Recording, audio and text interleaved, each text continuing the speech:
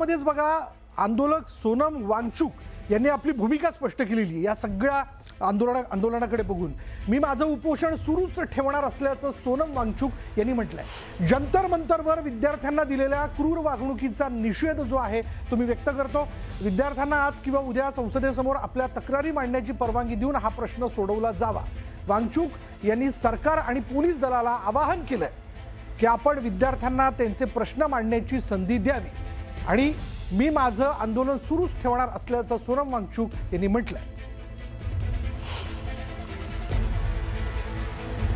त्यांनी असं म्हटलं, मी माझं उपोषण सुरूच ठेवणार आहे। शांततापूर्ण मार्गाने आंदोलन करणाऱ्या तरुणांशी ज्या क्रूरतेने वागलं जातंय ते पाहून मी माझं उपोषण सुरूच ठेवण्याचा निर्णय घेतलाय। जोपर्यंत युवा नेत्यांना संसद भवनात जाऊन खासदारांना भेटण्याची किंवा मला इथे रुग्णालयात त्यांना भेटण्याची परवानगी दिली जात नाही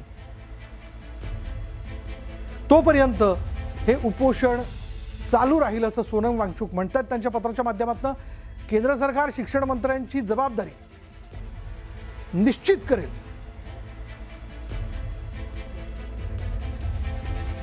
अशी मला आशा आहे। तरुणांनी ज्या प्रकारे शांतता राखली आहे त्याने मी भारावून गेलोय। विद्यार्थ्यांच्या समस्या संसदेत मांडण्याची आज किंवा उद्या परवानगी देऊन सरकारने किंवा पोलिसांनी हा प्रश्न सोडवावा असं आवाहन मी करतो। आज दाखवलेला संयम आणि सहनशीलता हे तरुण आंदोलक उद्याही दाखवतील याची मला खात्री आहे असं सोनम वांगचुक यांनी पुढे आणलेल्या पत्रात म्हटलेलं आहे। त्यांनी आपली भूमिका स्पष्ट केली आहे की आज 23वा दिवस मी माझं उपोषण सुरूच ठेवणार असल्याचं त्यांनी म्हटलंय।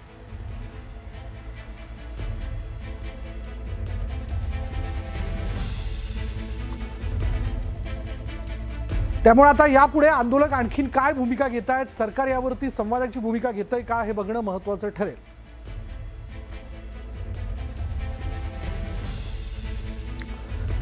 तर सीजेपीचे प्रवक्ता सौरभ दास यांच्यासह आंदोलकांच्या शिष्टमंडळाने केंद्रीय मंत्री जे.पी. नड्डांची भेट घेतली।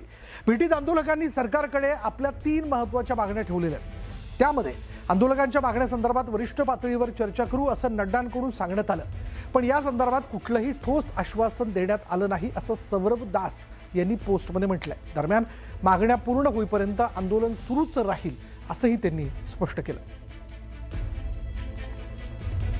2 बार हम लोग जे.पी. नड्डा जी से मिले।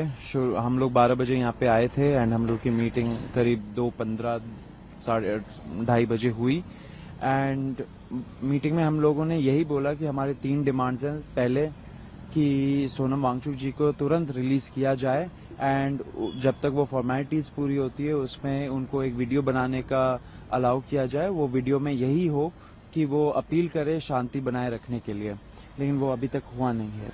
नंबर 2 हमारा ये भी डिमांड है कि धर्मेंद्र प्रधान जी का रेजिग्नेशन तो अब आना ही पड़ेगा।